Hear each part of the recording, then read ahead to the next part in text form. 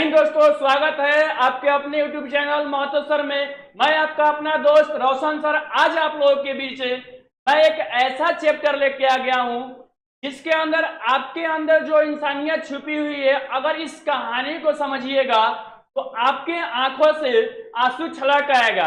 आपकी अंदर की जो इंसानियत है वो बाहर से दिखाई देने लगेगी।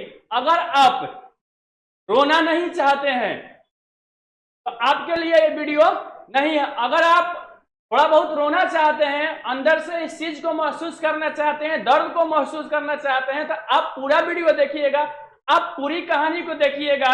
अब आप बोलिएगा कि कैसा कहानी है कि भाई सुनने के बाद रोना आ जाएगा, तो एकदम मुंशी प्रेमचंद के द्वारा यह लिखी हुई कहानी जो है बूढ़ी काकी। बूढ़ी काकी एक ऐसी कहानी है जिसको पढ़ने के बाद, जिसको सुनने के बाद, जिसको समझने के बाद रोना आ जाएगा। तो चलिए स्टार्ट करते हैं मुंशी प्रेमचंद द्वारा लिखित कहानी बूढ़ी काकी। थोड़ा सा कहानी स्टार्ट करने से पहले हम लोग मुंशी प्रेमचंद जी के बारे में जानेंगे कि मुंशी प्रेमचंद जी कहाँ के हैं, उनका पूरा नाम क्या है। स्टार्ट करते हैं। देखिए, पहले कवि परिचय करते हैं। देखिए, प्रेमचंद का जन्म 31 जुलाई 1880 और इनकी मृत्यु 8 अक्टूबर 1936। प्रेमचंद का जन्म 31 जुलाई 1880 और 8 अक्टूबर 1936 में इनकी मृत्यु हो गई थी। ठीक है, हिंदी और उर्दू के महानतम भारतीय लेखकों में से एक थे। कहा जाए कि मुंशी प्रेमचंद जी का जन्म कब हुआ था, तो 31 जुलाई 1880 में और इनकी मृत्यु हुई थी 8 अक्टूबर 1936 को। 8 अक्टूबर 1936 को। यह जो मुंशी प्रेमचंद जो कवि थे वह हिंदी और उर्दू के महानतम कवियों में से एक थे। मूल नाम इनका धनपत राय श्रीवास्तव था। मुंशी प्रेमचंद का मूल नाम, ओरिजिनल नाम, जो पहले का नाम था, उनका मूल नाम था वह धनपत राय श्रीवास्तव था। प्रेमचंद को नवाब राय और मुंशी प्रेमचंद के नाम से भी जाना जाता था।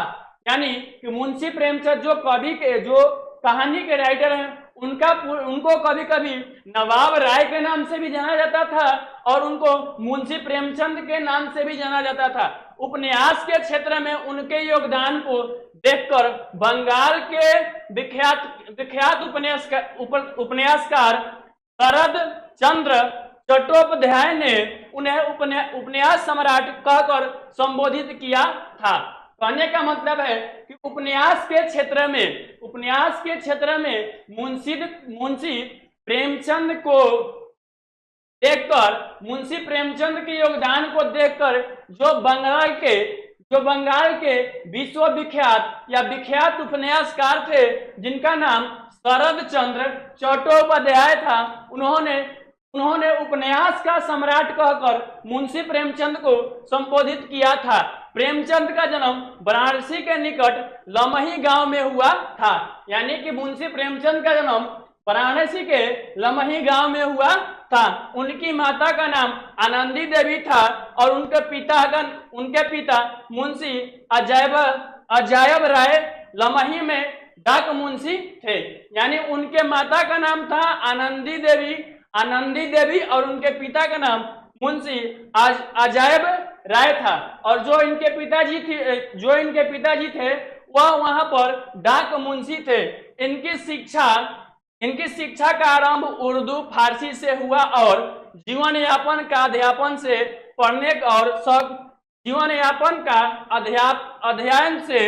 पढ़ने का शौक उन्हें बचपन से ही लग गया था। यानी कहने का मतलब है कि इनका जो प्रारंभिक शिक्षा है वह उर्दू फारसी से स्टार्ट हुआ था और जीवन यापन यानी बचपन से ही इनको पढ़ने का बहुत शौक था।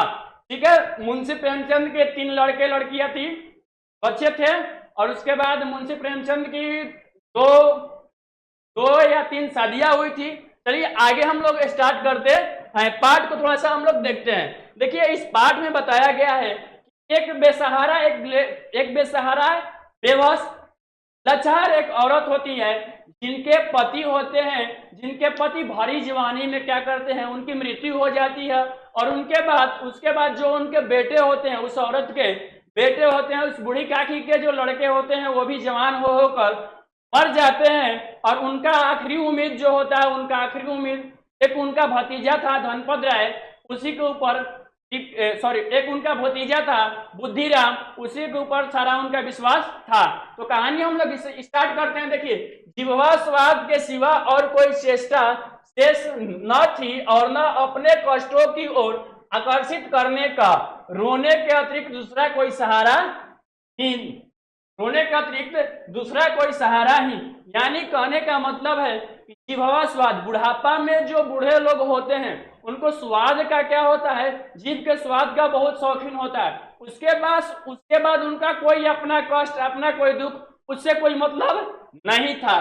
ठीक है, और कष्टों की ओर आकर्षित करने का रोने के अतिरिक्त कोई दूसरा सहारा नहीं था। यानी कहा जाए कि बूढ़ी काकी को उनके जीभ का स्वाद, यानी खाने पीने का, अच्छा खाने पीने का स्वाद, और उनके कष्ट, दुख और रोने के सिवा और कोई सहारा नहीं था। देखिए, समस्त इंद्रियां, नेत्र, हाथ और पैर जवाब दे चुके थे। यानी कहने का मतलब है कि बूढ़ी काकी इतनी वृद्ध हो गई थी कि वह अपने से कोई नित्य काम, खाना पीना भी नहीं खा सकती थी। उनका हाथ जवाब दे चुका था, उनका पैर जवाब दे चुका था, उनकी आंख जवाब दे चुकी थी। पृथ्वी पर पड़ी रहती और घर वाले कई बात उनकी इच्छा के प्रतिकूल करते, भोजन का समय टल जाता या उसका परिमाण पूर्ण न होता, अथवा बाजार से कोई वस्तु आती और न मिलती तो ये रोने लगती थी। यानी कहने का मतलब है कि घर वाले उनके इच्छा के विरुद्ध, घर वाले उनकी कोई बात अगर उनके इच्छा के विरुद्ध करते हुए, या फिर उनके भोजन का समय, जो टाइम से जब भोजन मिलता है तो भोजन का समय भी क्या होता था, टल जाता था। कभी 7 बजे मिलता, कभी 8 बजे मिलता, कभी 12 बजे मिलता, तो कभी 1 बजे मिलता, तो कहियो पूरा दिन भोजन नहीं मिलता था। और फिर कभी कभी होता था कि अगर अगले दिन का बासी भोजन जो बचा हुआ था, उनको बासी भोजन खाने को भी क्या होता था, मिलता था। अथवा अगर कोई भी चीज अगर बाजार से भी खरीद के आती थी, खाने पीने वाली चीज, कोई भी चीज अगर बाजार से भी खरीद कर आती थी, तो वो चीज उनको नहीं मिलती, और ये सारा चीज देखकर वो रोने लगती थी। बूढ़ी काकी यह सारा चीज देखकर वो क्या करने लगती थी, रोने लगती थी कि भाई मेरे साथ ऐसा व्यवहार क्यों हो रहा है, कि मैं भी इस परिवार का सदस्य हूं। सारा चीज, क्योंकि जब इनका जगह जमीन जायदाद सब लिखवाया था, तो उस समय कहा था कि मैं आपके पूरे जीवन तक, जब तक से आप जीवित हैं तब तक से मैं आपकी सेवा करूंगा, आपकी सेवा में कोई कमी नहीं करूंगा। तो फिर मेरे साथ ऐसा क्यों हो रहा है, ऐसा नहीं। उनका रोना सिसकना साधारण रोना न था, वे गला फाड़ कर रोती थी। कहने का मतलब है कि जो बूढ़ी काकी हैं उनका रोना सिसकना यानी आराम से, जो नॉर्मल तरीका से, जो शांति तरीका से जो औरत होती है, जो घर में रोती है, सिसकती है, तो वो रोने लगती है, सिसकने लगती है। लेकिन जो बूढ़ी काकी थी वो गला फाड़ कर रोती थी, हमारे साथ ऐसा हो रहा है, हमारे साथ ये अत्याचार कर रहा है, हमारा गला फाड़ कैसा एकदम नरिया के बूढ़ी काकी क्या करने लगती थी, रोने लगती थी। वो चुपचाप रोती नहीं थी। आगे देखते हैं। देखिए, उनके पति देव को स्वर सिधारे कलांतर हो चुका था। यानी कि जो बूढ़ी काकी के पति देव थे वो उनके मरे हुए बहुत समय हो चुका था। बेटे तरुण होकर चल बसे थे, अर्थात कहने का मतलब है कि जो बूढ़ी काकी हैं, इनके जो बेटे थे वह जवान होकर 20, 21, 22 साल के होकर सारे बेटे चल बसे थे। अब एक भतीजे के अलावा और कोई ना था। यानी कि उनका सहारा एक भतीजा था, उसके अलावा कोई उनका सहारा नहीं था, क्योंकि उनके पति देव जो थे, उनके जो हस्बैंड थे, वो पहले ही हरी जवानी में इनको छोड़ के चले गए। उसके बाद जो इनके जवान बेटे हुए वो जवान होकर, इनके जो बेटे हुए जवान होकर 20 से कई साल 22 साल होकर वो भी क्या हो गए, मर गए। बस उनका एक भतीजा बच गया था और उनके भतीजे के अलावा दूसरा कोई सहारा नहीं था। उसी भतीजे के नाम इन्होंने अपनी सारी संपत्ति लिख दी। भतीजे ने सारी संपत्ति लिखवाते समय खूब लंबे लंबे चौड़े वादे किए, किंतु वे सारे वादे केवल कली डिपो के दलालों के दिखाए हुए सब्ज सब्ज बाग थे। कहने का मतलब है कि उसी भतीजे के नाम जितना भी बूढ़ी काकी का धन दौलत घर द्वार जितना भी जमीन जायदाद जितना भी सारा चीज उसी भतीजे के नाम इन्होंने क्या कर दिया, लिख दिया। और जब जगह जमीन जायदाद लिखवाना था तो बूढ़ी काकी के साथ उनका जो भतीजा है और उसके साथ जो दलाल उनके साथ जो लोग लगे हुए थे जमीन लिखवाने के लिए, जायदाद लिखवाने के लिए, तो बहुत सारे लंबे चौड़े इतना बड़का बात फेंकते थे कि आपको कोई दिक्कत नहीं होगा, आप इसके नाम से, आप हमारे नाम से अपना जगह जमीन लिख दीजिए, मैं आपको कभी भी जीवन में इतना सा भी कष्ट नहीं होने दूंगा। ठीक है, ऐसा सारा वादा हुआ। लेकिन ये जितने भी वादे थे ये सारे वादे क्या थे, सिर्फ दिखावे के लिए थे। सिर्फ दिखाना ये था कि जो बूढ़ी औरत है वो जितना भी जगह जमीन संपत्ति है घर द्वार है वो सारा हमारे नाम कर दे, उसके बाद तो खेला जो होने वाला वो होने वाला है, खेला आगे होगा। आगे देखिए क्या होता है, यद्यपि उस संपत्ति की वार्षिक आय 150-200 रुपए से कम न थी, तथापि बूढ़ी काकी ने पेट भर भोजन भी कठिनाई से मिलता था। यानी कहने का मतलब है जो बूढ़ी काकी का संपत्ति था उसका अगर रेंट उंट पर अगर वो बूढ़ी काकी अपने रूम को देती तो उस समय, जिस समय की कहानी है उस समय की बात हो रही है, उसका वार्षिक आय जो था 150-200 रुपए से कम नहीं था। लेकिन जगह जमीन जायदाद जब अपने भतीजे के नाम लिख दी तो उनको भर पेट भोजन भी मिलना क्या था, बहुत मुश्किल था, बहुत कठिन था। इसमें उनके भतीजे पंडित बुद्धिराम का अपराध था अथवा उनकी अर्धांगिनी श्रीमती रूपा का, इसका निर्णय करना सहज नहीं है। अर्थात कहने का मतलब है कि इसमें भाई किसका दोष है, इनके भतीजा बुद्धिराम का या इनकी पत्नी जो मतलब बुद्धिराम की जो पत्नी है रूपा का, इसमें दोष है। इसमें तो कहना बहुत मुश्किल था कि बुद्धिराम का दोष है कि इसमें रूपा का दोष है, यह बहुत मुश्किल से कहना था। बुद्धिराम स्वभाव के सज्जन थे, किंतु उसी समय जब कि उनके कोष पर आंच न आए। कहने का मतलब है कि बुद्धिराम एक अच्छा व्यक्ति थे, एक सज्जन व्यक्ति थे, स्वभाव के एकदम सरल थे, लेकिन कब तक थे, जब तक उनके स्वभाव पर, जब तक उनके आचरण पर कोई कोष न आए। रूपा स्वभाव से तीव्र थी, सही पर ईश्वर से डरती थी। ये तो बूढ़ी काकी को उसकी तीव्रता उतनी न खलती थी जितनी बुद्धिराम की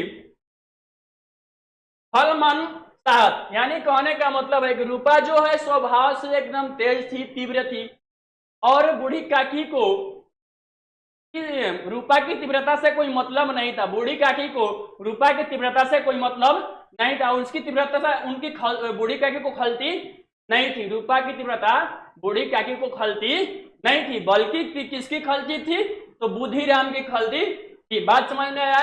यानी कि बूढ़ी काकी जब अपना, देखिए ये पूरा पैराग्राफ मैं समझा देता हूँ एक बार फिर से। बूढ़ी काकी के पति का स्वर्गवास हो गया था बहुत समय पहले, और इनके जब बेटे जवान हुए तो वो सारे बेटे जवान होकर 21-22 साल के होकर 23 साल के होकर वो क्या हो गए, वो भी चल बसे, वो भी मर गए।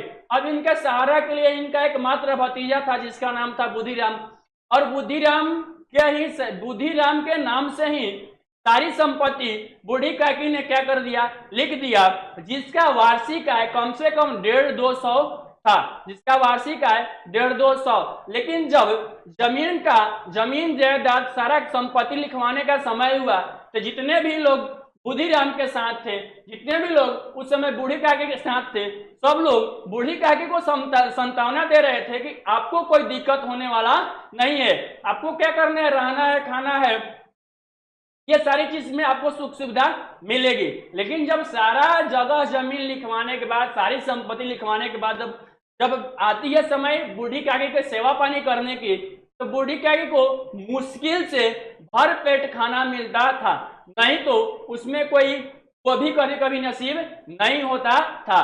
बूढ़ी काकी की एक बहू थी, यानी कहने का मतलब है कि बुद्धिराम की एक क्या थी, औरत थी, जिसका नाम था रूपा। अब बूढ़ी काकी यहाँ पर एक बात कहती है कि इसमें मैं किसका दोष कहूं, बुद्धिराम का दोष कहूं या उसकी औरत जो रूपा है उसका दोष कहूं। इसमें बोल रही है कि सबसे ज्यादा कमी मुझे बुद्धिराम की खलती थी, रूपा की तीव्रता मुझे नहीं खलती थी। अगला पैराग्राफ में हम लोग देखते हैं, कहती है कि बुद्धिराम को कभी कभी अपने अत्याचार का खेद होता था, यानी कि बुद्धिराम जो है वो जितना जुल्म करते थे उनको अंदर से कभी कभी ऐसा लगता था कि हमको अत्याचार अपने काकी पर, बूढ़ी काकी पर नहीं करनी चाहिए।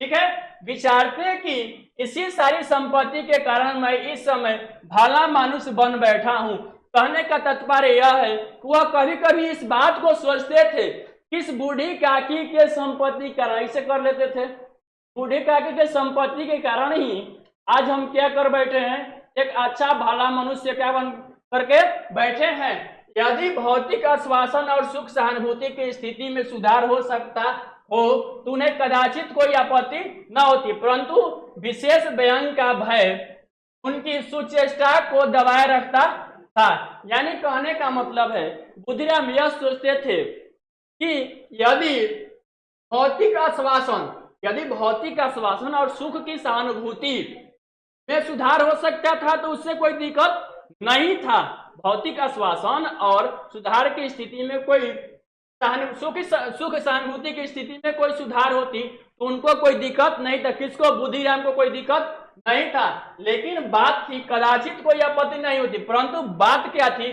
विशेष व्यंग का भय था, मतलब तरह तरह की बातें का भय था। सुचेष्टा मतलब अलग अलग लोगों की चेष्टा का क्या था, उनको डर था। यहाँ तक कि यदि दरवाजे पर कोई भला आदमी बैठा होता और बूढ़ी काकी उस समय अपना राग अलापने लगती तो वह आग हो जाते और घर में आकर उन्हें जोरों से डांटते। यानी बुद्धिराम कहते हैं कि बूढ़ी काकी तो है, अगर यहाँ तक कि उनको कोई दिक्कत नहीं था, अब बुद्धिराम के दरवाजे पर कोई अच्छा व्यक्ति आके बैठ जाता, कोई सज्जन व्यक्ति आके बैठता और बूढ़ी काकी उसी समय अपना लगती है गला फाड़ के चिढ़ाने, तो उस समय उनको आपत्ति हो जाता है, उस समय चिढ़ हो जाता है। हम लोग के घर में भी होता है कि अगर कोई एक औरत है घर में, बूढ़ी औरत है, और कोई आदमी से हम लोग बात कर रहे हैं, ये बहुत सारे घर में आजकल के समय में वृद्धाश्रम में कि माता पिता बूढ़े हो गए तो उनको वृद्धाश्रम में ले जाके पहुंचा दीजिए, तो अब देखने को नहीं मिलता है। लेकिन बहुत सारे घरों में ऐसा है, अभी भी होता है। क्या होता है कि किसी दूसरे का संपत्ति लिखवा दिए, जब सेवा पानी करने का समय है तो उस समय अपने वादे से हम लोग क्या हो गए, मुकर गए। बात समझ में आ रही है। और जब भी कोई व्यक्ति आता है और बूढ़ी औरत घर में होती है, चीखने चिल्लाने लगती है, तो अपने को बहुत गुस्सा आता है और बाद में जब वो व्यक्ति जाता है तो उस औरत के ऊपर जाके इतना चिल्लाते हैं कि गला फाड़ के उसे डांटते हैं कि तुमको उसी समय न रियाना था, तुमको उसी समय रोना था जिस समय आदमी दरवाजे पर आके बैठता है। तुम उसके जाने के बाद नहीं रिया सकती थी, उसके जाने के बाद नहीं रो सकती थी। हम लोग उस पर इतना अत्याचार करते हैं कि मत पूछिए। ये कहानी मुंशी प्रेमचंद, आप लोग थोड़ा दिल से समझिएगा तो आपको रोना एकदम आ जाएगा। आगे देखिए, लड़कों को बूढ़ों से स्वाभाविक विद्वेष होता ही है, और फिर जब माता पिता का यह रंग देखते तो बूढ़ी काकी को और सताया करते थे। यानी कहने का मतलब है कि छोटे छोटे जो लड़के होते हैं वो बूढ़ी औरत को देखते हैं तो उनको देखकर मजा लेने के लिए उनके साथ कभी क्या करते थे, कभी उनको खोद देते, कभी उन पर ढेला मार देते, तो कभी उनको कुछ तिराई कर देते। लेकिन ये तो विद्वेष लड़कों में होता ही है। लेकिन बूढ़ी काकी यहाँ पर कहती हैं कि जिसका स्वभाव ही, जिसके माता पिता की स्वभाव ऐसा है तो उनके लड़कों को क्या कहना। आगे देखिए, कोई चुटी काटकर भाग देता तो कोई इन पर पानी की कुल्ली कर देता। यानी कहने का मतलब है कि कोई बूढ़ी काकी कोई इधर से चुटी कर देता, काट देता, तो कोई मुंह में पानी लगा ओ करके अब बूढ़ी काकी के ऊपर मार देता, पच दे। तो ये कहाँ का न्याय है भाई, ये कौन सा है? काकी चीख मार कर रोती, परंतु यह बात प्रसिद्ध थी कि वह केवल खाने के लिए रोती है। यानी कहने का मतलब है ये सारा चीज बूढ़ी काकी के लिए, इस बूढ़ी काकी के ऊपर होता, लेकिन उस समय भी बूढ़ी काकी चीखती, चिल्लाती, रोती, लेकिन यह बात प्रसिद्ध था कि वह किसके लिए रोती थी? वह खाने के लिए केवल रोती थी। ये तो उनके संताप और आर्तनाद पर कोई ध्यान नहीं देता था। यानी कहने का मतलब है कि उनके संताप और आर्तनाद को इस बात पर कोई ध्यान नहीं देता था कि वह किस लिए रो रही है, क्यों रो रही है। हाँ, काकी क्रोधातुर होकर बच्चों को गालियां देने लगती तो रूपा घटनास्थल पर आ पहुंचती। यानी कहने का मतलब है कि जब बच्चे ज्यादा बूढ़ी काकी के साथ हंसी मजाक कर देते, जब बच्चे ज्यादा बूढ़ी काकी को परेशान कर देते, तो उस समय जो थी उसकी बूढ़ी काकी जो थी गाली गलौज बच्चों को करने लगती थी। तो उस समय उस बच्चों की माँ जो थी रूपा, वह घटना स्थल पर आ पहुंचती है। इस भय से काकी अपनी जीवा कृपाण का कदाचित ही प्रयोग करती थी। यद्यपि उपद्रव शांति का यह उपाय रोने से कहीं अधिक उपयुक्त था। यानी कहने का मतलब है कि जब रूपा उस समय उस जगह पर आ पहुंचती थी, तो जो काकी थी अपने जुबान का बहुत ही कम प्रयोग करती थी। वह समझती थी कि अगर हम कम बोलेंगे यह शांति क्या होगा, उपद्रव शांति का यह उपाय रोने से कहीं अधिक उपयुक्त था। वह चुप एकदम हो जाती, न रोती न कुछ बोलती, एकदम चुपचाप क्या करती, ऐसे बैठे रहती। उसके साथ कुछ भी होता उससे कोई मतलब नहीं होता। जब उस घटना स्थल पर उस बच्चे की माँ आ जाती है तब, नहीं तो बच्चा की माँ उस समय अगर बूढ़ी काकी बोलती, कुछ बोल देती, तो बच्चा के भी माँ, जो लड़के की माँ है, वो भी उसके ऊपर से क्या करने लगती, बूढ़ी काकी पर चिल्लाने लगती। तो वह बहुत ही कम अपने जिह्वा का यानी अपने जुबान का प्रयोग करती थी। आगे क्या है, अब देखिए, रात का समय था। एक दिन की बात है कि रात का समय था, बुद्धिराम के दरवाजे पर शहनाई बज रही थी और गांव के बच्चों का झुंड विषयमय पूर्ण नेत्रों से गाने का रसास्वानंद कर रहा था। यानी एक दिन की बात है, गांव में बुद्धिराम के घर में, किसके घर में, बुद्धिराम के दरवाजे पर शहनाई बज रही थी। बात समझ में रहा? एक समय की बात है, एक दिन की बात है कि रात का समय था और बुद्धिराम के दरवाजे पर गाना उन्हें एकदम डीजे उजे बज रहा था, ढिक चिक ढिक चिक ढिक चिक ढिक चिक। और गांव के जितने भी बच्चे लोग होते हैं एकदम मस्ती से गाना सुन रहे थे, एकदम आनंद में थे। आज पूरी कचौड़ी पुआ खाने को मिलेगा एकदम, वो सब लोग एकदम टक लगा के बैठे थे ऐसे कि कब हमारा के यहाँ ऑर्डर आएगा कि हम जाएंगे भोजन पाने के लिए, ठीक है। और उसका और गाने का आनंद ले रहे थे। चारपाइयों पर मेहमान विश्राम करते हुए नाइयों से मुखिया लगवा रहे थे। यानी कहने का मतलब है कि जो मेहमान थे वह चारपाइयों पर आराम करते थे और जो नाई लोग थे उनसे अपना देह दबवा रहे थे।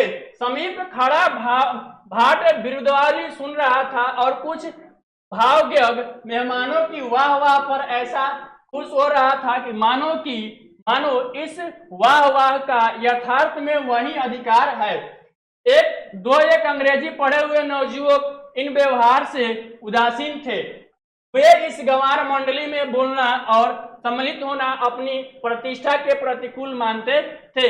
यानी कहने का मतलब है कुछ मेहमान लोग आए हुए थे और उन मेहमानों लोग के बीच कुछ भी गपशप हुआ करता था, तो कुछ मेहमान लोग जो थे उसमें वाह वाह वाह वाह, कुछ भी बात होता है तो होता ना कि वाह वाह बहुत बढ़िया बात है। और उसी में से कुछ जो युवक थे, कुछ जो लोग थे वो पढ़े लिखे लोग थे, बहुत प्रतिष्ठित लोग थे, तो वह इस चीज में वो लोग इस सारे व्यवहारों से क्या थे, वो सारे नवयुवक थे, इन सारे व्यवहारों से वो क्या थे, उदासीन थे।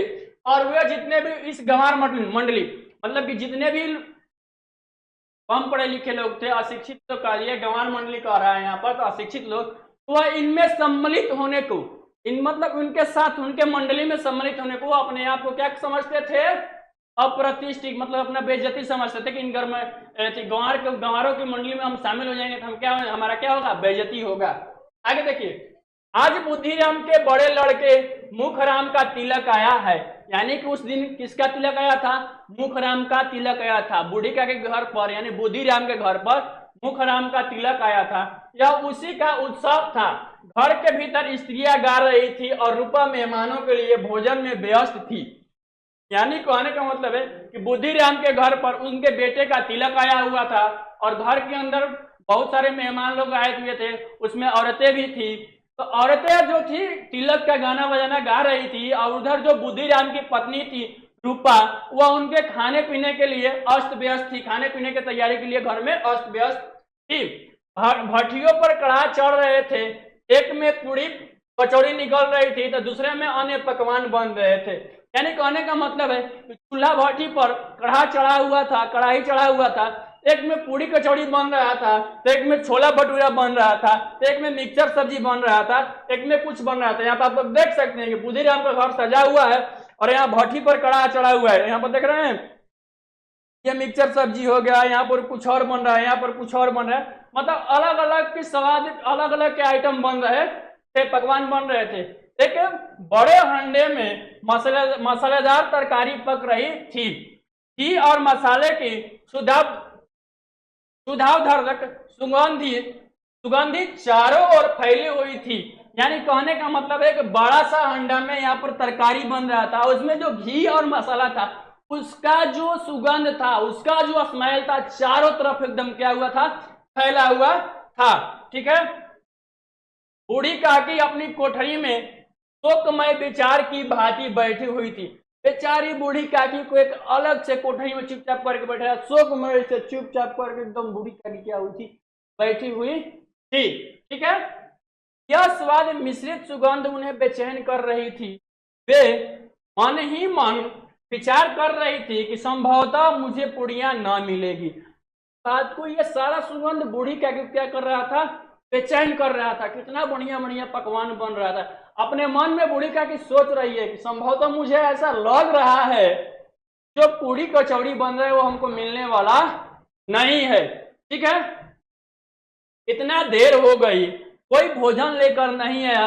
मालूम होता है कि सब लोग भोजन कर चुके हैं, मेरे लिए कुछ न बचा। यह सोचकर उन्हें रोना आया, परंतु अपशकुन के भय से वह रो न सके।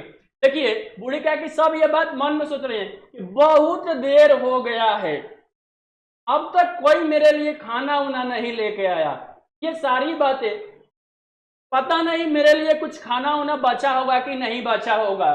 ये सारी बातें सोचकर बूढ़ी काकी को रोना आ गया, लेकिन वह अपने रोआई को, अपने रोने को अंदर ही अंदर क्या कर लेती हैं? दबा लेते हैं कि अगर वह रो देंगी तो बुद्धिराम आएगा, कहेगा कि तुम रोकर अपशकुन कर दी, जिसके चलते वह रो नहीं पाई, रो ना सकी। ठीक है। आगे देखते हैं। आगे देखिए, रूपा उस समय कार्यभार में उद्विग्न हो रही थी। कभी इस कोठी में जाती, कभी उस कोठी में, कभी कड़ाह के पास जाती, कभी भंडारे में जाती। ठीक है। यानी कि जो बुद्धिराम की औरत थी वो कार्य से इतना व्यस्त थी, तो कभी उस कोठी में, तो कभी उस कोठी में, तो कभी हलवाई के पास, कभी मेहमानों के पास, तो कभी उनके पास, तो कभी वहां जाती। फिर किसी ने बाहर से आकर कहा, महाराज ठंडाई मंगा रहे हैं, ठंडाई देने लगी। कहने का मतलब है कि कोई बाहर से आकर कह रहा है कि महाराज ठंडाई, यानी ठंडा उंडा कुछ मंगा रहे हैं, ठंडाई देने लगी। ठीक है। इतने में फिर किसी ने आकर कहा कि भाट आया, उसे कुछ दे दो। इतने में कोई बाहर से कहता है कि भाट आया है, उसको भी कुछ दे दो। ठीक है। भाट के लिए सीधा निकाल रखी थी। एक तीसरे आदमी ने आकर पूछा कि अभी भोजन तैयार होने में कितना विलंब है। इतने में ये भाट के लिए, जो भाट आया था उसके लिए सीधा उधर निकाल कर रखी हुई थी। इतने में कोई बाहर से व्यक्ति है, कहा कि कितना टाइम लगेगा अभी भोजन बनाने में, हमको दूसरे जगह भोजन मारने जाना है, यानी कि हमको दूसरे भी तिलक अटेंड करना है, शादी अटेंड करना है, कितना समय लगेगा? जरा ढोल मजीरा उतार दो। बेचारी अकेली स्त्री दौड़ते दौड़ते व्याकुल हो रही थी, झुंझलाती थी, कुड़ती थी, परंतु क्रोध प्रकट करने का अवसर न पाती थी। यानी कहने का मतलब है कि कहीं रेक के ऊपर, दीर्घा रेक के ऊपर ढोल मजीरा बजा हुआ सब रखा हुआ था, वो सारा चीज उतार दो। बेचारी जो अकेली औरत थी, यानी रूपा, बुद्धिराम की जो औरत थी, अकेली एकदम परेशान थी। मन में तो बहुत क्रोध था, लेकिन उसको क्रोध प्रकट करने का भी समय नहीं मिलता था। भय होता भय होता है कहीं पड़ोसी यह न कहने लगे कि इतने में उबल पड़ी। उसको मतलब रूपा के अंदर यह भी डर था कि हम कहीं क्रोध में आकर कुछ बोल दिए तो कहीं वो उसके जो पड़ोसी ने उनको कहा कि इतने में बस परेशान हो गए, इतने में तुमको क्रोध आ गया, अभी तो बहुत कुछ करना है। होता है कभी कभी घरों में कि जो घर के मेन मालकिन होती है उनके ऊपर बहुत सारा प्रेशर आता है, तो गुस्सा में कुछ ना कुछ कहा जाता है, तो घर के जो भी लोग होते हैं कहते हैं कितने परेशान हो गए हैं, नहीं परेशान हो गई, अभी तो बहुत कुछ करना है। ठीक है, प्यास से स्वयं कंठ सूख रहा था, गर्मी के मारे फूक जाती, परंतु इतना अवकाश न था कि जरा पानी पी ले अथवा पंखा लेकर झेले। यानी कहने का मतलब है कि प्यास से गला सुखाई था बेचारी रूपा का, प्यास से एकदम गला सुखाई था, और वो इतना मतलब क्या बोलते हैं कि उसके पास इतना भी समय नहीं था, गर्मी के टाइम था और गर्मी के टाइम में एकदम लथपथ, एकदम पसीना से एकदम सारा सरगोर हुआ था, फिर भी लेकिन रूपा के पास इतना टाइम नहीं था कि वो अपने थोड़ा सा पानी पी ले या कहीं ठंडा पंखा उंखा क्या कर ले, पंखा उंखा की हवा ले ले, थोड़ा सा आराम मिल जाए। घर का प्रेशर होता है, जब घर में कोई कार्य होता है तो घर के मालकिन के ऊपर प्रेशर होता है, क्योंकि सारा लोग घर के मालकिन से मालकिन या भाभी या मम्मी ये चीज कहाँ का, चाची का भाभी कहाँ है वो दीजिए ये दीजिए, तो बेचारी दौड़ती भागती में सारा परेशान रहती है, नाश्ता कहाँ है, मीठा कहाँ है, धान कहाँ है, तो ये सारा चीज उसमें परेशान रहती है दौड़ते, उसको टाइम नहीं लगता है जो घर की मालकिन होती है। यह भी खटका था कि जरा आंख हटी और उन चीजों की लुट मची, यानी कि उसके माइंड में यह भी था कि कोई भी चीज रखा हुआ है खाने वाला स्पेशल चीज, और उस पर से थोड़ा सा भी अगर ध्यान हटा तो उस पर लूट मच जाएगा, यह भी मन में खटक रहा था। इस अवस्था में उसने बूढ़ी काकी को कड़ा के पास बैठी देखा तो जल गई, क्रोध न रुक सका। अब इतना टेंशन था, इतना टेंशन था, अब इतना टेंशन में बूढ़ी काकी बेचारे ऐसे ठुठुरते आकर जहां भोजन पानी कड़ाह जहां बन रहा था वहां पर जाके बैठी, तो अब एकदम गुस्सा से एकदम लाल, इतना क्रोध था, पूरा एकदम क्रोध एकदम परा चढ़ गया। अब उसका गुस्सा कंट्रोल नहीं हुआ, किसका, बुद्धिराम की पत्नी का गुस्सा एकदम कंट्रोल नहीं हुआ, और वो एकदम जितना भी भड़ास था, जितना भी गुस्सा था, वो सारा गुस्सा किसके ऊपर, बूढ़ी काकी के ऊपर। किसके ऊपर भाई, बूढ़ी काकी के ऊपर सारा गुस्सा, जितना भी टेंशन दिमाग का भरा सारा गुस्सा एकदम बूढ़ी काकी के ऊपर एकदम जाके हड़ाक दे पटक दी। इसका भी ध्यान न रहा कि पड़ोसी ने बैठी हुई है, मन में क्या कहेंगी, अब एकदम गुस्सा से करेंगी। आपको इतना भी ध्यान नहीं रहा है कि पड़ोसी लोग आके बैठे हुए हैं और आप यहाँ पर बैठी हैं, वो लोग क्या कहेंगे। फिर कह रहे हैं पुरुषों में लोग सुनेंगे तो क्या कहेंगे, जिस प्रकार मेढक केंचुओं पर झपाटा मारता है उसी प्रकार वह बूढ़ी काकी पर झपटी और दोनों हाथों से झटक कर बोली, ऐसे पेट में आग लगे, पेट है या भाड़। यानी जिस प्रकार से मेढक केचुआ को पकड़ने के लिए ऐसे छलांग लगाता है, उसी प्रकार से जो बुद्धिराम की पत्नी यानी रूपा थी ऐसे बूढ़ी काकी पर पहुंची और पकड़ के खींचने लगी, और खींचने के बाद कहती है कि इतना भी मतलब आपको बर्दाश्त नहीं हुआ, इतना में क्या आपको बर्दाश्त नहीं हुआ। बोले कि ऐसे पेट को आग लगे, ऐसे पेट को आग लगे या ये पेट भाड़ में जाए। कोठरी में बैठे हुए क्या दम घुटता था, यानी कह रही है रूपा कि आप उस कोठरी में बैठी थी, उस कोठरी में बैठे हुए आपको दम घुटता था, आपको समझ में नहीं आता है कि मेहमान में आए हैं, पड़ोसी आए हैं, सब लोग क्या कहेंगे, आप यहीं पर आके बैठ जाती हैं सबके सामने। अभी मेहमानों ने खाना नहीं खाया है, अभी मेहमान भी खाना नहीं खाए हैं, भगवान को भोग नहीं लगा है, अभी भगवान को भी भोग नहीं लगा है, और आप आके यहाँ पर बैठ गई, आपको समझ में आता है कि नहीं आता है।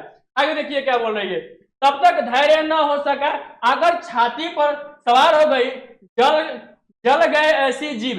यानी कह रहे हैं कि इतना देर तक, अब तक आपको इतना देर भी सब्र नहीं हो रहा था, संतोष नहीं हो रहा था कि सारा मेहमान खा लेगा, भगवान को भोग ले जाए, तो कम से कम इतना देर तक सब्र हो जाता, तो उसके बाद आप आके खाना वाना खा लेती। इतना भी ऐसे जवान को आग लगे जो इतना देर तक सब्र भी नहीं कर सकता था। दिन भर खाती न होती तो जाने किसकी हांडी में मुंह डालती। करे रूपा के अगर दिन भर कुछ खाने पीने को भी नहीं मिलता तो न जाने किसके हांडी में, किसके यहाँ जाकर मुंह भी डाल देती। गांव देखेगा तो क्या कहेगा कि बुढ़िया भरपेट खाना को नहीं पाती, तभी तो इस तरह मुंह बाएं फिरती है। कहने का मतलब ये कह रही है रूपा, गांव के लोग देखेंगे तो क्या कहेंगे, गांव के लोग देखेंगे क्या कहेंगे। लगता है कि बुढ़िया को खाना खाने को भी नहीं मिलता, लगता है बुढ़िया को खाना खाने को भी नहीं मिलता। तभी तो इस तरह से सारे खाने को एकदम ध्यान से देख रही है, चिहा के देख रही है कि आज ऐसा ऐसा खाना बना है। डायन न मरे न माचा छोड़े, यानी कहा गया है कि किस्सा है, डायन न मरे न माचा छोड़े, यानी कि डायन न डायन मरेगी न अपना छाव छोड़ेगी। यह कह रहे नाम बेचने पर लगी है क्या, करे रुपए के हम लोग के नाम बेचने पर लगी है क्या, हम लोग की नाम बेचने पर लगी है। नाक कटवाने का काम,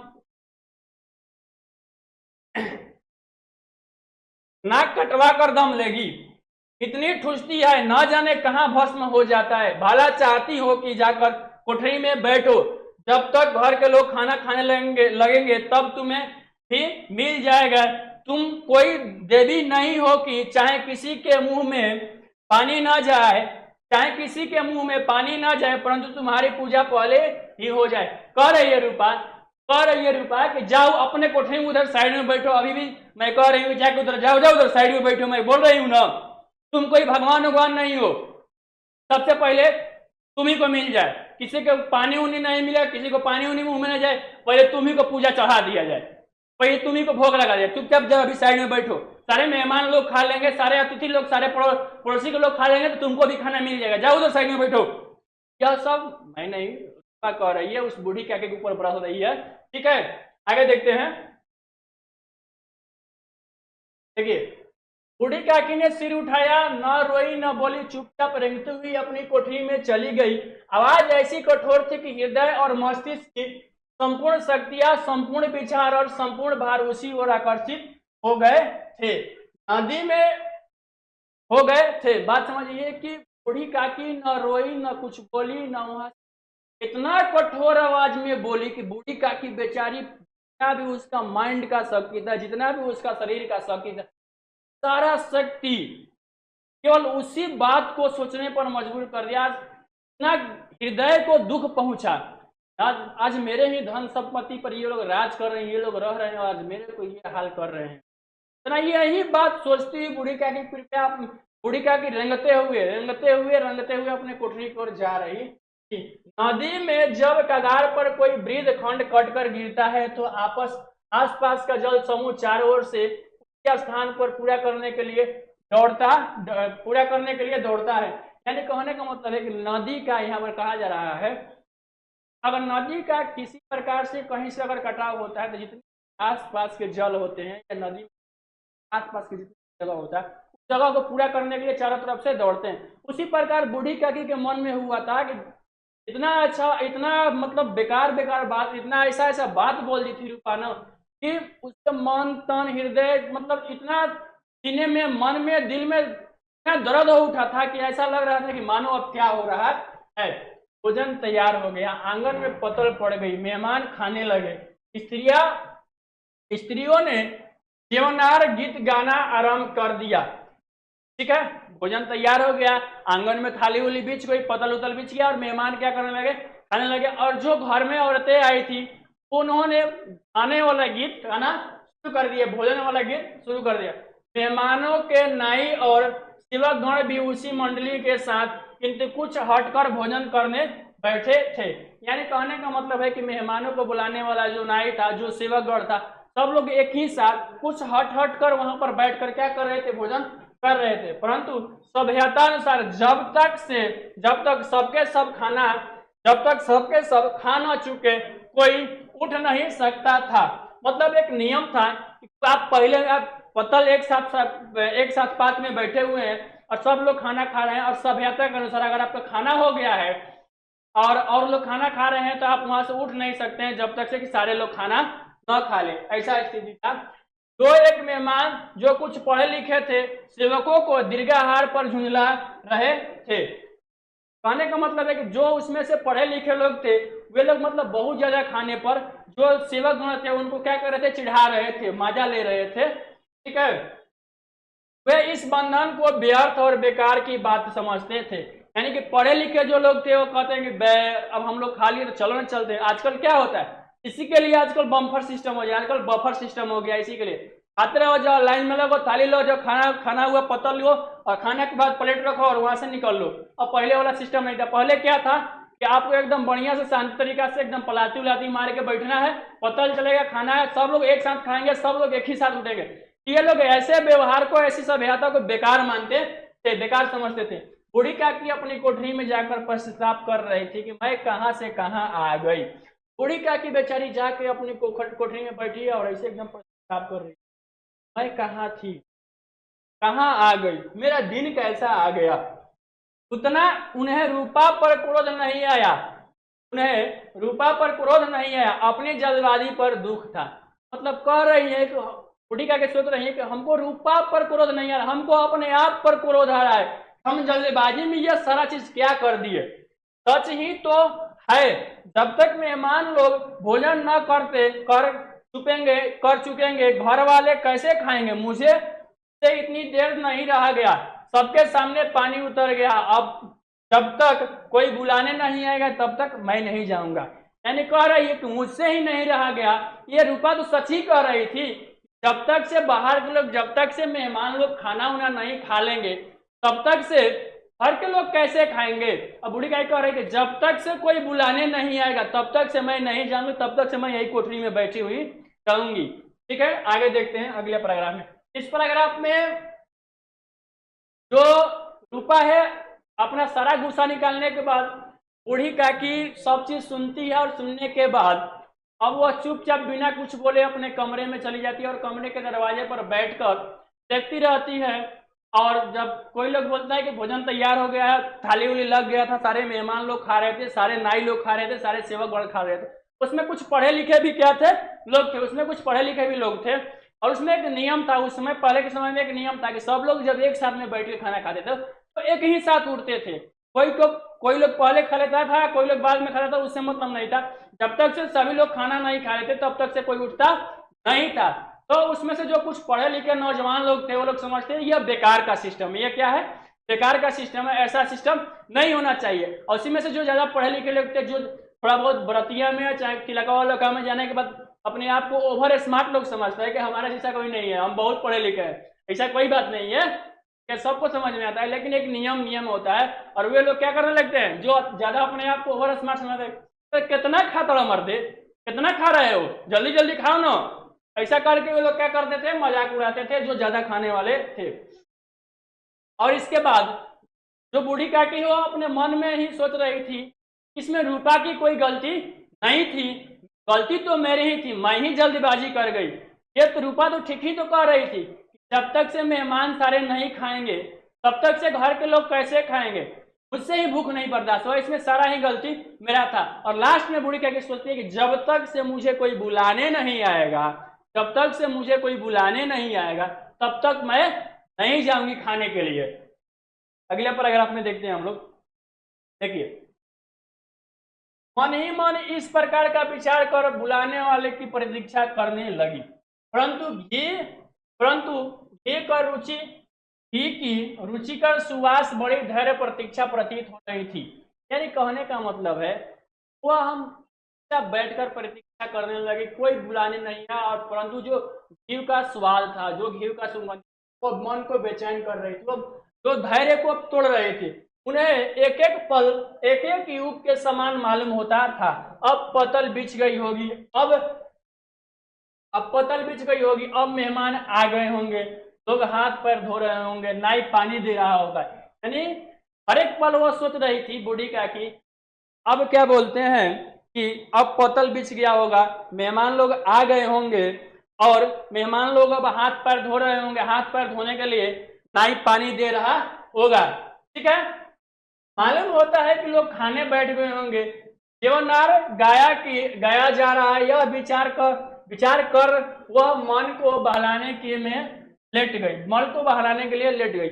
यानी कहने का मतलब है कि ऐसा लग रहा है कि सब लोग खाने बैठ गए हैं, लग रहा है कि खाने पीने वाला जो गीत होता है, जेवनार गीत होता है, जो खाने के समय गीत जो गाया जाता है वह गाया जाने लग रहा है। और अपने मन को बहलाने के लिए ऐसा कर सोचते हुए क्या हो गई, थोड़ा सा लेट गई। ठीक है, धीरे धीरे एक गीत गुनगुनाने लगी, और उन्हें मालूम हुआ कि मुझे गाते देर हो गई, क्यों, क्या इतनी देर तक लोग भोजन कर ही रहे हैं होंगे। यानी कह रही है बूढ़ी काकी कि वो गाते गाते जो गीत गुनगुना रहे थे वो गुनगुनाते गुनगुनाते बहुत समय हो गया और उनको लगा कि इतना देर तक लोग भोजन ही करते होंगे, मुझे अब तक से कोई बुलाने क्यों नहीं आया। ठीक है, किसी की आवाज सुनाई नहीं देती, अवश्य ही लोग खा पी कर चले गए हैं। बूढ़ी काकी कह रहे कि यहाँ पर अब किसी की आवाज सुनाई नहीं दे रही, ना गीत की आवाज सुनाई दे रही, ना मेहमानों की आवाज सुनाई दे रही, ना कोई की आवाज। लग रहा है कि लोग खाना वाना खाकर चले गए हैं, मुझे कोई बुलाने नहीं आया। रूपा चिढ़ गई है क्या, जाने ना बुलाया। कहने का मतलब है बूढ़ी कह रहे कि मुझे अब तक से कोई बुलाने नहीं आया है, रूपा चिढ़ जाने के कारण मुझे बुलाने नहीं आई है क्या। सोचती हूँ कि आप ही आवेगी, सोचती होगी कि अपने आप ही आवेगी खाने के लिए, वह कोई मेहमान तो नहीं जो उन्हें बुलाने जाओ। यानी कि बूढ़ी का अपने मन में सोच रही है, रूपा लगता है मुझसे चिढ़ गई है, और चिढ़ गई है तो वो सोच रही होगी कि बूढ़ी काकी जो है वो अपने आप खाने के लिए आ जाएगी, क्योंकि वह कोई मेहमान है कि मैं उसको बुलाने जाऊँ, वो अपने आप आ जाएगी। बूढ़ी काकी चलने को तैयार हुई, यह विश्वास की 1 मिनट में पूरी और मसालेदार तरकारियां सामने आ जाएगी। ठीक है, बूढ़ी काकी अब वहां से चलने के लिए तैयार हो गई और उनके मन में यह विश्वास था वहां पर जाने के बाद 1 मिनट के अंदर सारी पूरी तरकारी सब्जी उनके सामने आ जाएंगे। ठीक है, उनकी स्वाद इंद्रिया को गुदगुदाने लगा, यानी कि जो उनके मन में जो स्वाद इंद्रिया थी उनके मन में गुदगुदी करने लगा, उनको मतलब स्वाद के लिए खाने के लिए उत्सुक करने लगा। उन्होंने मन में तरह तरह के मंसूबे बांधे, पहले तरकारी से पूरी खाऊंगी, फिर दही और शक्कर से कचौड़ी रायते के साथ मजेदार मालूम होगी। यानी कि अब कह रही कि अब जाएंगे तो सबसे एकदम आराम से बढ़िया से पहले तरकारी के संगे पूरी खाएंगे, फिर उसके बाद दही चीनी के साथ खाएंगे और रायता के संगे कचौड़ी रायते के साथ मजेदार मालूम होगी। चाहे कोई बुरा माने चाहे भला करे, हमको उससे कोई मतलब नहीं, चाहे कोई बुरा माने या भला, मेरा मन जिसे करेगा हम वैसे ही खाएंगे, उससे कुछ घंटा नहीं फर्क पड़ता है, मेरा जैसे मन करेगा वैसे मैं खाने वाली हूँ। ठीक है, मैं तो मांग मांग कर खाऊंगी, मैं तो मांग मांग कर खाऊंगी, यही ना लोग कहेंगे कि इन्हें विचार नहीं, मैं तो और मांग मांग कर खाऊंगी, जब तक से मेरा पेट नहीं भरता है तब तक से मैं मांग मांग कर खाऊंगी। यही ना लोग कहेंगे कि बुढ़िया को विचार नहीं है कि मैं क्या कर रही है, मांग मांग कर खा रही है। इतने देर के बाद पुड़िया मिल रही है, इतने दिन के बाद पुड़िया मिल रही है, मुंह जूठा करके थोड़े ही आऊंगी। यानी बूढ़ी काकी कह रहे हैं कि इतने दिन के बाद, बहुत दिन के बाद पूरी खाने को मिल रहा है और केवल नाम करके थोड़ी ही नहीं आऊंगी कि मैं पूरी खाने गई थी, भर पेट एकदम खाऊंगी, जिसको जो कहना है वो कहते रहे, उससे हमको मतलब नहीं है। बात समझ में आया, आगे चलते हैं। इस पैराग्राफ में क्या होता है, बूढ़ी काकी प्रतीक्षा करती रहती है, अपने मन को बहलाने के लिए गीत गाती है और गीत गाते गाते उसको नींद लगता है और मालूम पड़ता है कि सारे लोग खाना खाकर चले गए हैं और अब तक से मुझे कोई बुलाने नहीं आया है। ठीक है, उसके बाद वो अपने मन में सोचती है कि लगता है कि रूपा जो है मेरे से चिढ़ गई है, इसलिए मुझे बुलाने के लिए नहीं आई है, और वो अपने मन में सोच रही है कि बूढ़ी काकी जो है कोई मेहमान है कि मैं उसको बुलाने जाऊं, जिसको उसको खाना आने होगा, उसको खाने आने होगा तो वो खाने के लिए आ जाएगी। यह सारी सोचने के बाद बूढ़ी काकी के मन में खाने के प्रति अलग अलग से क्या हो रहा था, गुदगुदी पैदा हो रहा था, अलग अलग से विचार पैदा हो रहा था, स्वाद इंद्रिया उनके मन में अलग अलग से स्वाद इंद्रिय चीज खाने के प्रति व्याकुल कर रही थी कि पहले पूरी सब्जी खाएंगे, उसके बाद दही चीनी खाएंगे, उसके बाद रायता के साथ कचौड़ी खाएंगे, और इसके बाद वो मन में कह रही है, मन ही मन सोच रही है कि अरे ही कोई लोग कुछ कहेंगे लेकिन मैं मांग मांग कर खाऊंगी, क्योंकि इतना दिन के बाद पूरी कचौड़ी सब्जी खाने को मिल रहा है, मैं केवल नाम करके छोड़ दूंगी। अगले पैराग्राफ में हम लोग देखते हैं आगे कहानी क्या होता है। देखिए, करेंगे वह उड़ूक बैठ सड़कते हुए आंगन में आई, परंतु हाय दुर्भाग्य, अभिलाषा ने अपने पुराने स्वभाव के अनुसार समय मिथ्या कल्पना की थी।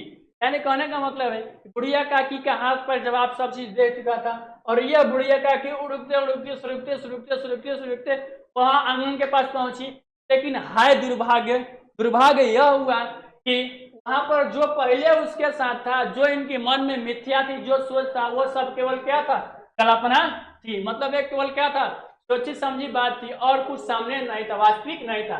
मेहमान मंडली अभी बैठी हुई थी, कोई खाकर उंगली चाटता था तो कोई तिरछे नेत्रों से देखता था कि और लोग अभी खा रहे हैं या नहीं। यानी खाना इतना स्वादिष्ट था कि मेहमान लोग अपनी उंगलियां चाट रहे थे कोई लोग तिरछा नजर लगे, अभी आदमी खा रहा है कि नहीं खा रहा है, देख लेते हैं साइड से भी और लोग खा रहे हैं तो हम भी थोड़ा बहुत ले लेंगे, इधर भी देख लेते हैं कि और लोग खा रहे हैं। क्या बूढ़ी क्या कि क्या हो गया, दुर्भाग्य हो गया।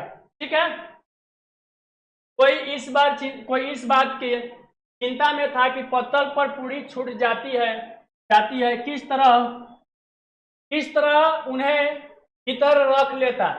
कोई दही खाकर चटकारता था, परंतु दूसरा दोना मांगने में संकोच करता था। इतने में बूढ़ी काकी रेंगती हुई उनके बीच आ पहुंची और कई आदमी चौंक पर उठ खड़े हुए पुकारने लगे कि अरे यह बुढ़िया कौन है, यह यहाँ कहां से आ गई, देखो किसी को छू ना दे।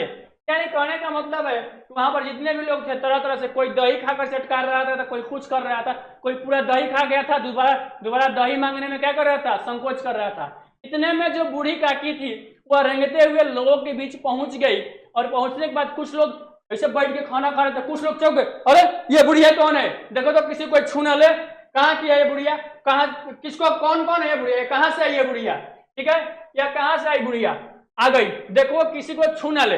ये ऐसे मेहमानों के बीच अफवाह फैल गई, सब लोग चौंक कह रही है बुढ़िया कहाँ से आ गई, तो देखो जरा, सब लोग चौंक के खड़े हो गए। ठीक है, पंडित बुद्धिराम काकी को देखते ही क्रोध से तिलमिला गया, बुढ़िया की थाल लिए खड़े थे, थाल को जमीन पर पटक दिया और जिस प्रकार निर्दयी महाजन अपने किसी बेईमान और भगोड़े कर्जदार को देखते हैं उसके टेटुआ पकड़ लेता, उसी तरह लपक कर उन्हें काकी को दोनों हाथ पकड़ते और घिसते हुए लाकर उन्हें अंधेरी कोठरी में धम से पटक दिया और आशा रूपी बटका लू के एक झोंके से विनष्ट हो गई।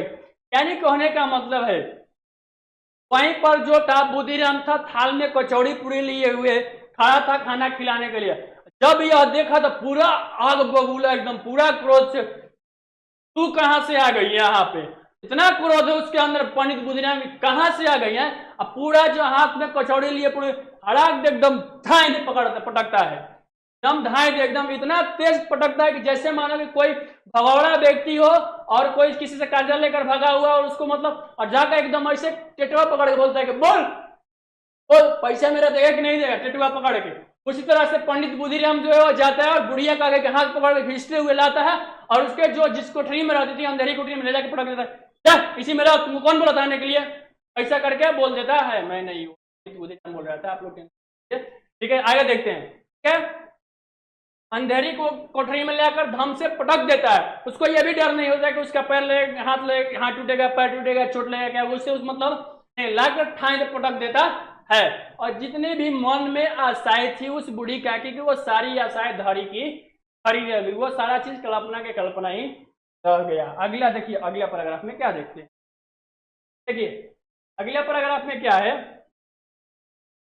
मेहमानों ने भोजन किया, घर वालों ने भोजन किया, बाजे वाले धोबी चमार भी भोजन कर चुके थे, परंतु बूढ़ी काकी को किसी ने न पूछा। यानी कि सब लोगों ने भोजन कर लिया, जितने भी लोग थे सारे लोगों ने भोजन कर लिया, मेहमान बाजा नाऊ ठाकुर चमार जो भी सब लोग भोजन कर चुके थे, लेकिन अब तक से बूढ़ी काकी को किसी लोग ने पूछने नहीं है। बुद्धिराम और रूपा दोनों ही बूढ़ी काकी को उनकी निर्जलता के लिए दंड देने का निश्चय कर चुके थे।